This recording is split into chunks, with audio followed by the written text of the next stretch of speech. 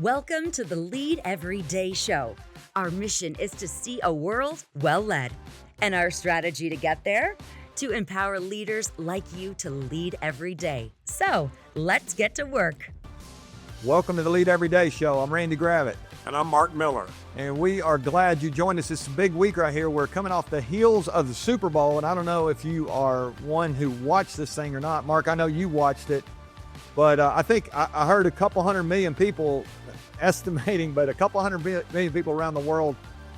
I saw a graphic that said 195 countries. So if anybody's listening here that hates football, you might be in the minority. I'm not sure. There are a lot of people that were interested in the game. And I say interested, Mark, I really wasn't that interested. I didn't really have a dog in the fight, but it was interesting to watch. I think there's some things we can learn that are going to help leaders today. So we're gonna do a little Super Bowl recap today if you're game with that. I guess I shouldn't say game, right? And, well, here's what I want to say, and you and I have talked about this a lot over the years. We work really hard not to over-index on sports and sporting examples. This is certainly not a sports talk show. And we understand that everyone isn't a fan and is not a participant in sport of any kind. But today is an exception. We're going to let sports provide our laboratory. I mean, there's so many leadership lessons that you and I both observed during this game and throughout the season that it just felt like we had to do an episode extracting those lessons. I think that's right. And really, as much as the game part of it, you and I have been a fan of teams for all our lives. I mean, is that fair to say? I know I actually been a part of a team. You probably have been as well since maybe I started playing t-ball when I was 5 years old. I think I've been on a team. I haven't been on a sports team in a while, but I've been a part of teams in the business world, in the nonprofit world, in my community. I mean, there've been no shortage of teams I've been on. And you asked a question years ago, what makes some teams flourish and others flounder?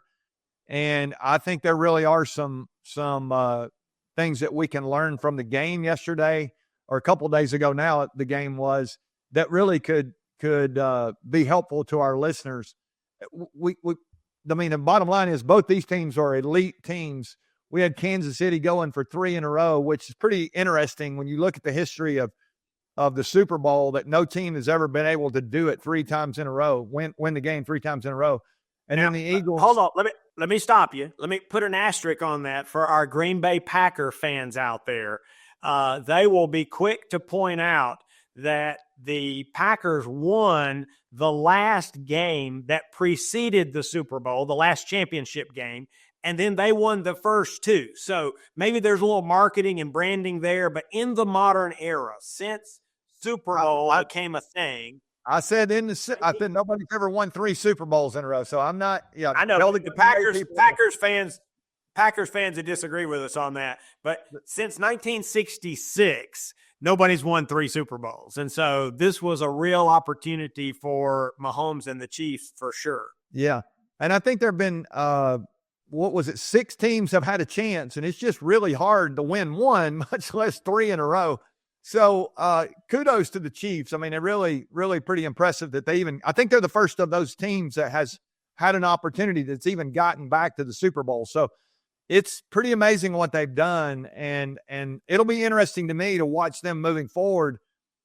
How much energy have they put? It's not like they put energy into 1 year. It's almost like they put an energy into a 3-year run here. So sustaining greatness, we might say, might be a part of our conversation here in a few minutes as well. But hats off to the Eagles. They lost that Super Bowl a couple years ago to the Chiefs, and then came back and I guess got their revenge over the weekend. And man, did they dominate the game? So it was pretty impressive. I don't know about you, but I was a little bit surprised with the dominance of the game. Did you feel the same way?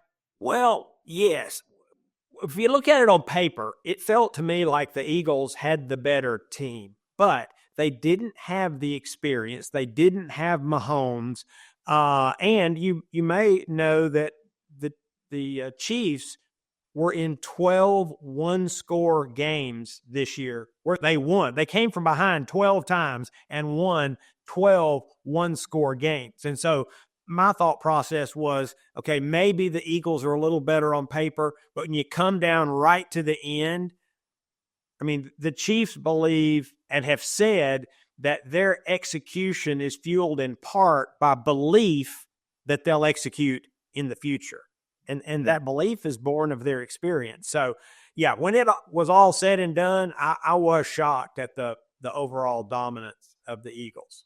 Yeah, I think the score ended up being 40-22, but if anybody watched the game, it really wasn't that close. It was just total domination. It really was. And I actually told my wife before the game, she's not a big football watcher, but I told her, I said, I really do think the Eagles have the best players, but I think the Chiefs have the best player. And so it'll be interesting to see how that comes out. And I think the best team won, and I want to talk about the team side of it here in a few minutes, but was there a moment in the game where you thought, okay, I mean, obviously pretty early. It was obvious. Well, yeah, let's go back. I think there was a moment in the season that I'm not sure if you are aware of this or not, but, well, I know you're aware that the Eagles started the season 2-2, and this was seen as an existential threat, right?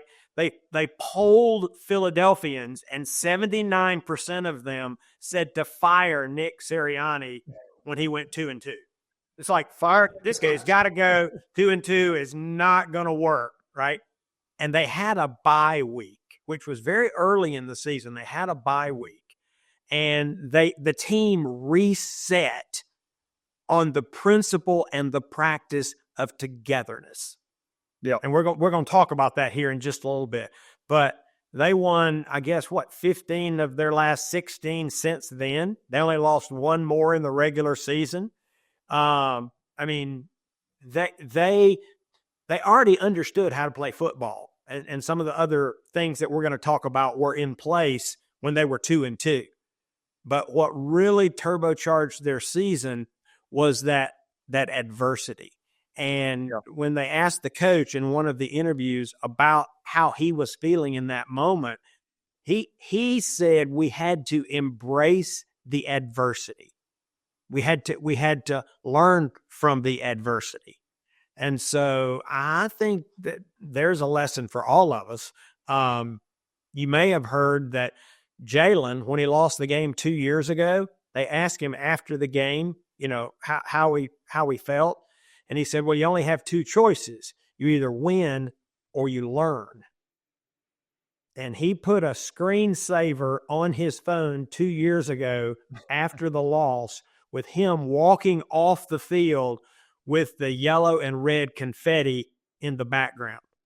Yeah. And he has looked at that every day for 2 years. And so, yeah. And for those who didn't watch the game and don't know, the Chiefs are the team that won 2 years ago. And that's their red and yellow confetti that Jalen's walking off the field defeated. And, I think I would, if you're going to go back earlier to the season, I think I would do the same thing. I would go back to last season. I think the Philadelphia, they won their first 10 games a year ago, and then the end of the season, it just kind of fell apart. And it would have been easy to clean house at that point as well. And even if you go back a couple of years to that Super Bowl, there was resilience to get up off the mat there and just continue the grind. And it doesn't surprise me. We could even talk about Jalen all the way back to, you'll remember. I was going to say, let's go back even further. There's a theme here. Yeah, he was benched in college when he played at Alabama. Nick Saban benched him for Tua, and Tua ends up winning the national championship. And then Jalen a year later comes back, and Tua's not playing well, and they put Jalen in, and they win the SEC championship. But people can look all this history up. But Jalen Hurts has shown a resilience, and he's obviously the quarterback, one of the leaders of the team. I think it just, that thread of his grit and leadership and resilience permeates that team. Philly's the city, I'm not a Philly fan at all with, down here in Braves country, we don't like the Phillies, and I'm not an Eagles fan either. So but you got to give the fact that it's a resilient city. There's just a grit to it that I think, the old Rocky Balboa mindset, I think really has carried them well. And they've really rallied their football team around that. That's not the only reason, but that is kind of some of the intangible. And it's happened.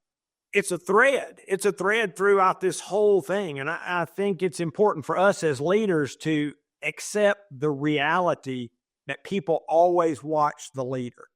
Yeah. And when the leader's talking about we're going to win or we're going to learn, and the leader is resilient and the leader is in the weight room. By the way, here's a bit of trivia. I don't know if you've uncovered or not. There are rankings of the strongest players in the NFL. All right, so I'm sure all kind of images come to mind because some of the men in the league are just monsters, right? They're just so huge. But I saw a list 2 weeks ago that the second strongest player listed in the entire league is Jalen Hurts. Yeah. I think he's whether that's true or not and how they assess that, but he is in the weight room. And last I checked, he's squatting over 600 pounds, which is another reason that Yeah. So some of those plays they run where, everybody just pushes forward on those short yardage. Part of the reason those work is you've got a quarterback who can bench over 600 pounds. So that's a squat over 600 pounds. So that's great. Yeah, I think, the role of Jalen is certainly one of those themes. And I think a reminder for all of us, people always watch the leader. I want to go to a moment in the game, actually. I was sitting there watching the game, knowing that we were going to do this episode and thinking through, what am I seeing here? And there was a moment in the second quarter, it was real early, when the Eagles have a 7-0 lead and they're going in. It looks like they're going to go in and really kind of take control of the game. And Jalen ends up throwing an interception, really the only mistake he made the whole game. And you're thinking, okay, what can the Chiefs do with this? And so the Eagles defense comes out. Let's give the defense some love, because at the end of the day, I think this game was about, Mahomes, maybe the best player in the last 25 years anyway, after I guess you could argue with Brady was in the last 25 years as well. But a lot of people think Mahomes could go down as the best player ever. Him or Brady probably going to be in that discussion. And so this high-powered, Chiefs team, and yet this defense comes out and they go 3 and out. They stop them immediately, get the ball back, and then they're able to kick a field goal and create a 2-score lead. And so it was that moment to me where that sort of turned the game. And then when Kansas City came back out, at the end of the day, they just couldn't block them. And I want to shift our discussion here a little bit to the talent level, because I've always heard as a coach, if you can't block the other team, you can't beat the other team. And it was pretty obvious early on in that game that offensive line for Kansas City really just could not handle the power and the force of those men from the defensive line of Philadelphia. And there's a lot we could talk about there. You and I've talked a lot about the importance of building your bench in business or education, whatever you're doing. You got to have backups that can take the spot of the starters. But, Kansas City's offensive line has been dinged up this year, and they had some guys playing positions that they really weren't prepared for, and it just was too much to overcome. And so some of that to me was the moment in the game where I thought they can't block these guys, and it was just from there on, it just snowballed. So that was huge. I think the defensive line collectively could have been the most valuable player of the game for sure. But while we're talking about talent, let's go back to the offensive side for just a minute. And of course, there's Saquon Barkley. For those that don't follow the sport, he played for the New York Giants. They traded him to Philadelphia. So this is his first year in Philadelphia, and he rushed for over 2,000 yards this year.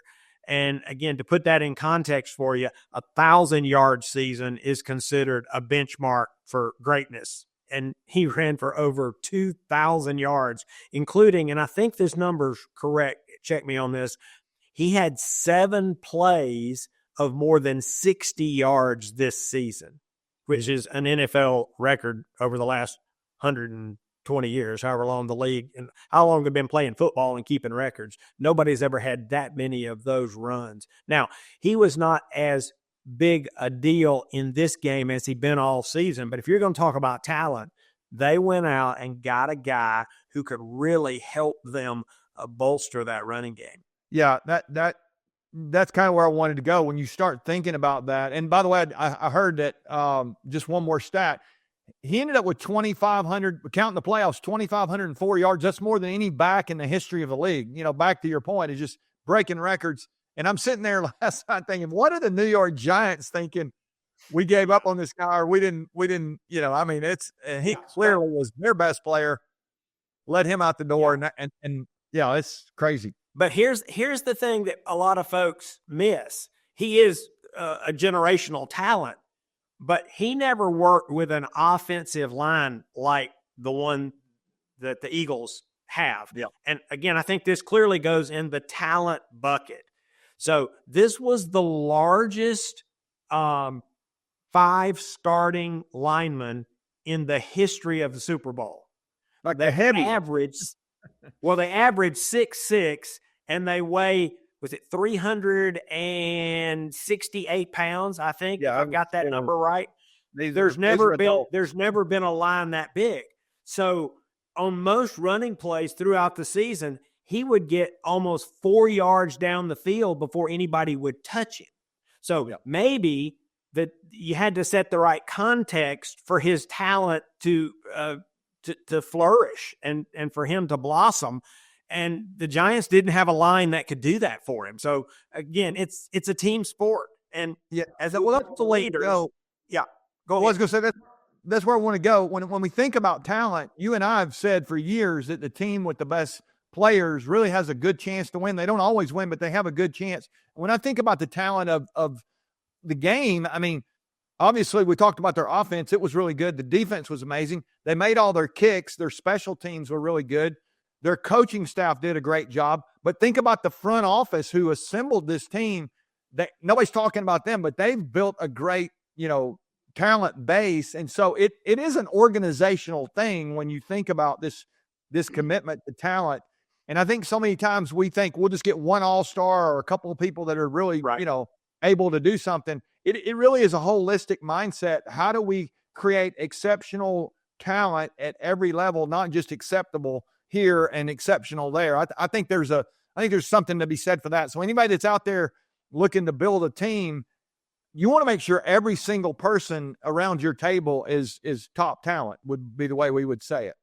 Sure. And let me just say, when you say, is anybody out there interested in building a team, the stats I saw last week is that 80% of the organizations in the world say they're team-based. Now, you and I will have a fun conversation in another episode. I think most of those teams are dysfunctional, but just think about it. The jury is in. Teams outperform individuals when they do it right, when they do it well, when they're well led, when they do some of the things we're talking about. And so I'd say 8 out of 10 of the folks listening to this are probably on a team, are building a team, are leading a team, and talent matters. Talent matters.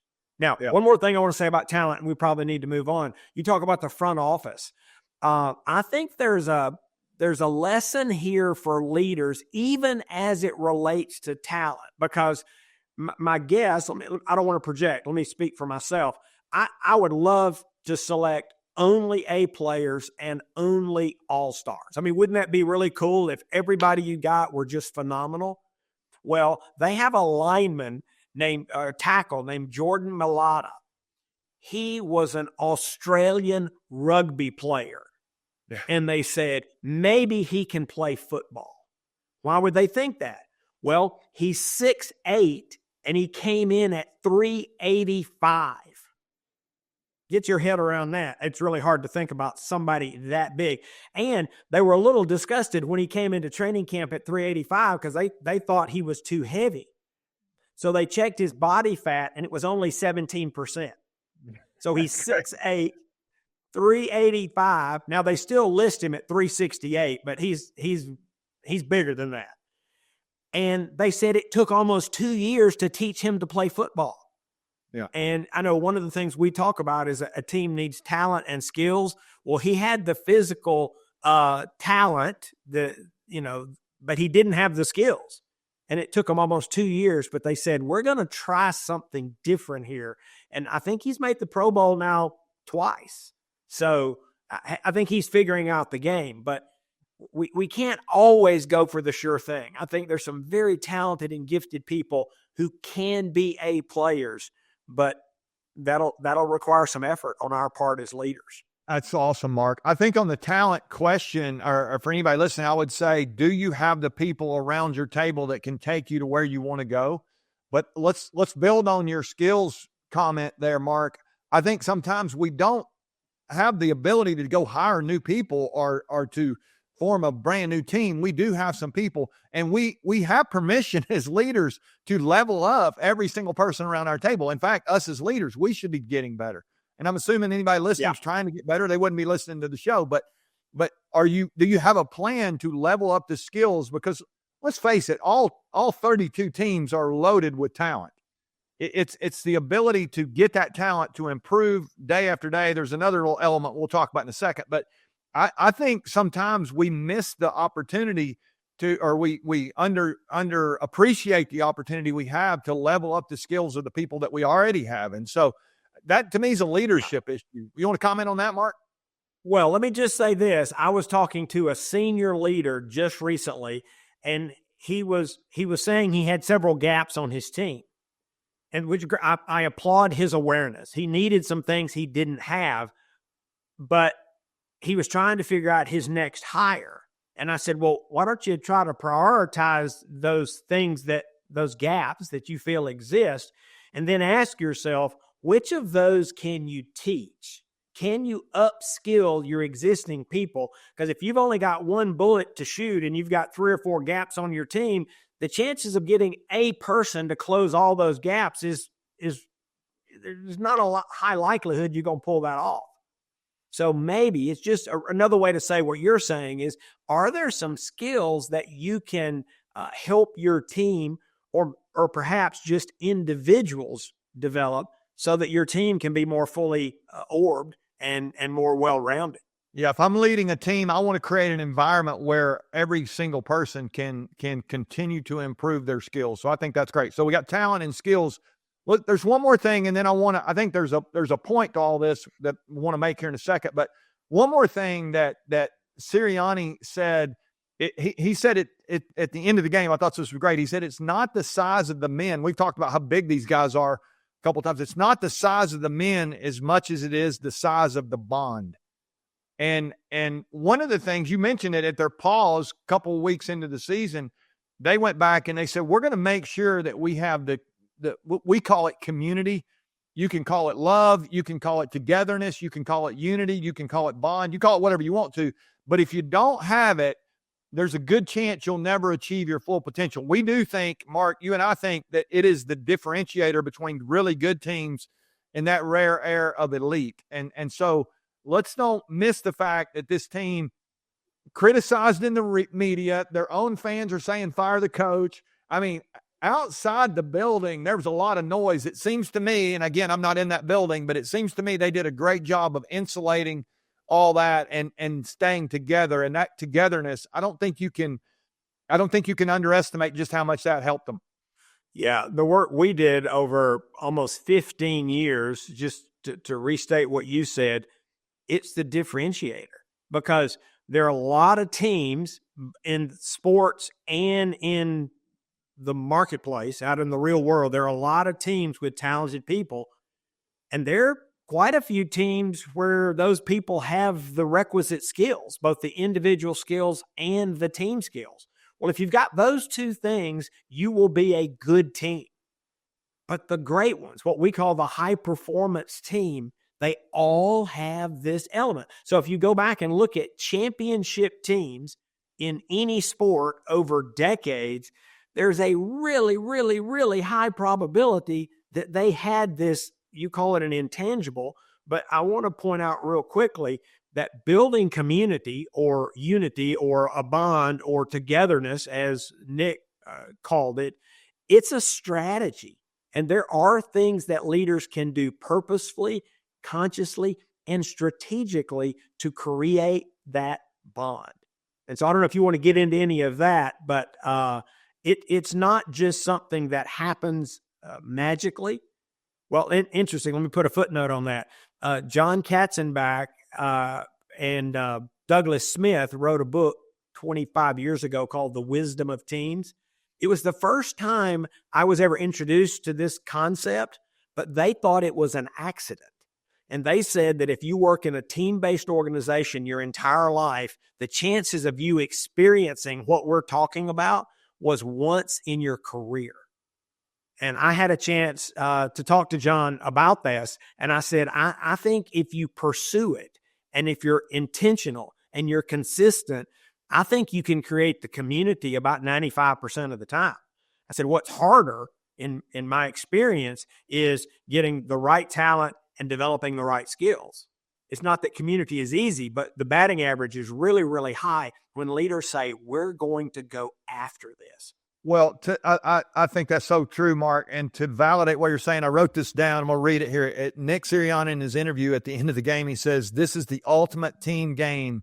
And he said, you can't be great without the greatness of others. That others mindset, that we're doing this together mindset. Even we mentioned Saquon Barkley going for the all-time record in the year. He had a chance to break the season record, and yet he gave that up the last game of the year. They rested him. He only needed a few yards, and it was actually against his former team. I mean, how sweet would that have been individually to just stick it in their face? And he didn't do that. He sat out and rested and got ready for this playoff run. And just that mindset of this is bigger than me. I mean, I think well, it's huge. Barkley said something else. Someone said, hey, they may build a statue out in front of the stadium because of what you've accomplished. He said, well, if somebody decides to do that, I really hope they'll include the offensive line. I mean, that was his response.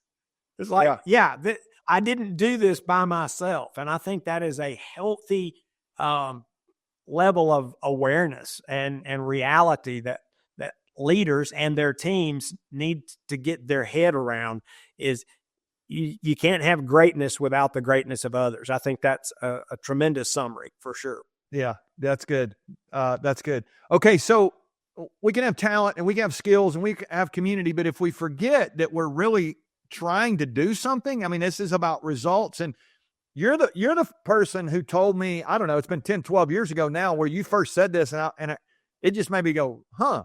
But you said a team is not really a team if they don't have a goal, if they don't have a shared goal. It's not just a goal, it's a shared goal. Like here's a rock, we're going to move it up this mountain and we're going to do it together. And I think that mindset of focused on results, that if you forget that part, I mean, you can have a supper club where we have fun together, or you can have a lot of great, how many times have we seen really talented teams not ever achieve their potential? And I just think there's so much about results that are, underappreciated. Again, I think a lot of this is underappreciated. But you could just tell last night holding that trophy was, I mean, it had to be pretty sweet for them after all they have gone through, all the adversity, all the grit, all the practices, all the stuff that, outcast guys end up on the team and there's this bond together. And now, to hold that Lombardi trophy up, that's got to be a pretty sweet moment. And I think for anybody listening, they probably don't give out trophies for what it is you do. I mean, there are some people, sports teams probably listening here, but for most of us, you have the opportunity to set a goal together as a team and say, we're going to change something. We're going to make something better. We're going to go after a project, or we're going to move the numbers. Or, I mean, any thoughts there, Mark? I mean, to me, that is what a lot of teams underutilize the power of a goal. Well, and here's my belief. I think they're just about right, maybe 1 or 2 degrees off, because I've seen a lot of teams and they have goals, but they're not team goals. They're individual goals. I literally talked to a leader who said the marketing person has a sales goal and the operations person has a quality goal and the talent person has an engagement goal. And he went through this half dozen different members of the leadership team. And I said, oh, so you're not really a team. And he said, what are you talking about? Of course we're a team. I said, no, you got a bunch of people pursuing their own individual goals. So leaders, I think, almost intuitively understand the power of goals. What so many of them miss is the power of a shared goal. Just imagine when you get all of the intellectual capacity and the energy and the synergy of 4, 5, 6, 8, 10, or an entire team working towards a single goal, or even a short list of goals that you're pursuing together. I think it's a small step with a tremendous ripple effect when you have team goals. Yeah. Yeah, that's fantastic. Okay, so you got to take away, like if somebody's listening here and they're thinking about building a team, or they have a team and it's not really achieving what they think it could, what's the action step? Mark, you and I are trying to always give people stuff that they can do. This all sounds good, but we're probably not playing the Super Bowl in our organizations. Like, how do I get my head around this if I'm a listener? Like, give me an action step. Yeah, I think there are a few that come to mind, and you may want to even add more, because see, here's the deal. A team is not something you do for fun. Now, you and I both been on a lot of teams and it was fun, but teams is a strategy. Teams is a performance improvement or performance enhancing strategy. It's a structural way to resolve the problems, challenges, and seize the opportunities that your organization is facing. And it still work. And there's no one thing, right? We've just talked about 3 or 4 different elements. You can have great talent and still be a losing team. You can have a level of skill. You might even have individuals with superior skill, and you can still be a lousy team and have a losing season, and so forth and so on. And so I think it's back to our last point, figure out what you want to accomplish and then say, hey, what are the chances of success if we put a group of people around that goal, around that mission, around that challenge? Okay, great. Then be sure that you're selecting men and women who have the foundational talent. In NFL language, what do they do at the combine? They make them bench press, they make them jump, they make them run. They're looking for some baseline talent. Oh, and by the way, that's different for different positions, different standards, different expectations. And then they teach them the skills that they need to perform their role with excellence consistently, and they have to learn the team skills. And so once you've got talent and skills focused on results, you can be a good team. Then you come back and you say, how do we intentionally deepen this thing we call genuine community? And maybe we need to do a whole separate episode on that. But it's not something that you wake up one day and say, wow, we work together. Even in the case of the Eagles, they had to call people back to that when times were tough. They said, we've got to be in this together. And that, at the end of the day, if you can pull that off, that'll be the turbocharger. No substitute. If you don't have talent, skills, focused on results, community will just make you feel better, but it won't make you win more. So you got to put all those pieces together. I wish it was one action item. And I guess if you press me, I would say you got to lead, because no team's going to drift to greatness. No team drifts to winning a Super Bowl. And so the one action item is for leaders to lead. Yeah, I was going to say it this way. I've always said teams that last aren't built fast, but they are built. They're built by a leader who makes a decision that this is going to be our strategy. This is going to be our competitive advantage. This is what we're going to do. If anybody's listening, and we'll do our little book review here. If anybody's listening and you've got more questions about any of the stuff we talked about today, they might want to pick up a copy of The Secret of Teams. You can do that at Lead Every Day. It's a book you wrote that kind of outlines all this. You and I have done some resources around that, so that would be helpful. But I want to just mention here, we won't spend a lot of time on it. I want to mention here a fun, what I would call a football read. I mean, it's kind of a football-themed book. It was called 4th and Goal Every Day, written by a guy named Phil Savage. Mark, you got a copy of it right there. Phil was I think the scouting director for the Cleveland Browns years ago, back when Nick Saban was there. This book, 4th and Goal Every Day, is a book about Alabama football when Nick Saban was still there. Phil Savage had come and was helping. Eli Gold was the play-by-play guy there, and Phil Savage came and was helping in the radio booth as a commentator. And Mark, the book kind of outlines what happened to get him into this world of Alabama football, but he brought a kind of a old school mindset, process mindset. He had been with Saban, like I said before, but his analysis of just scouting for the radio job turned out to be as good as anything that the football program was doing.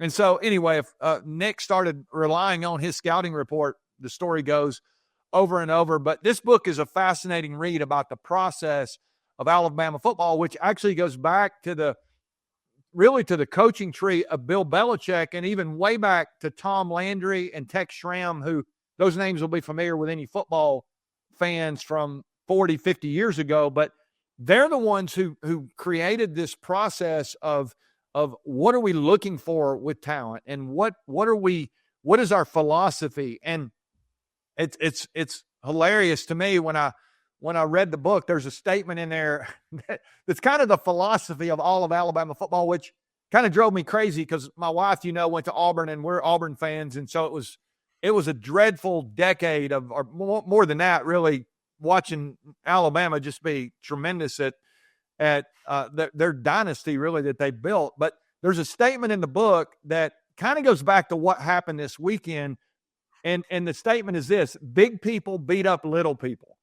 Now, they're not trying to be funny or offensive or any of that kind of stuff. The bottom line is Alabama was looking for big, fast people. If you find them on a rugby field and you're the Philadelphia Eagles, that's great. It's not just get a 6'8", 380-pound guy. He's got to be agile. I'm sure as a rugby player, this guy is a physical, and you're going to get big, fast people. They're going to win against smaller, faster, even you can have smaller, faster people, and you can use them in certain positions. But at the end of the day, football, if that's what you're playing, it is a physical game, and you're trying to dominate that line of scrimmage and go back again. If you can't block them, you can't beat them. And we saw a lot of that in the Super Bowl. And so this book just meticulously lays out their process, the way they thought about building that program. And that doesn't relate to most of us. I mean, we're not recruiting players to, play games or anything, but we are recruiting talent. And what are we looking for? Do we have a process, or are we just winging it? And I run into too many organizations where they're just hoping they, hire the right person. They don't really have a strategy. They don't have a process. And so I don't know. I thought this week that'd be a fun read, maybe for some people who might be interested in that, to have an inside, under the hood look at Alabama football. Pretty interesting book. 4th and Goal every day. So I don't know if you want to add anything, Mark, there, but the Super Bowl was fun. Fascinating. Fascinating book. And I think, as Randy said, even though most of us aren't trying to build a professional or even a collegiate sports team, the application in business jump off on almost every page. Do you know what you're looking for? How do you develop them? How do you practice? How do you get better? How do you influence the mindset and the psychology? How do you get everyone together? So a lot of really, really good lessons, and I've recommended this book to thousands of people. So we're now recommending it to you. To people all over the world here. That's right. So that's good. Maybe Phil Savage will send us a thank you note or a Christmas card or something. By the way, speaking of cards, you need to make sure you get Donna a card.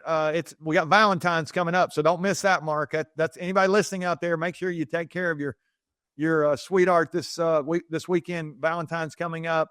We'll be back next week. We got some fun content coming up that'll continue to challenge you as a leader. If you're not a part of our newsletter, go to leadeveryday.com and you can sign up for that. Anything we can do to help you, just reach out, info@leadeveryday.com. Hit the subscribe button, follow. If you're on YouTube, we'd love for you to continue to share with your friends and family. Help us grow the channel. We're trying to serve you guys. Let us know how we can do that better. All right, we love you guys. Remember, the best leaders lead every day.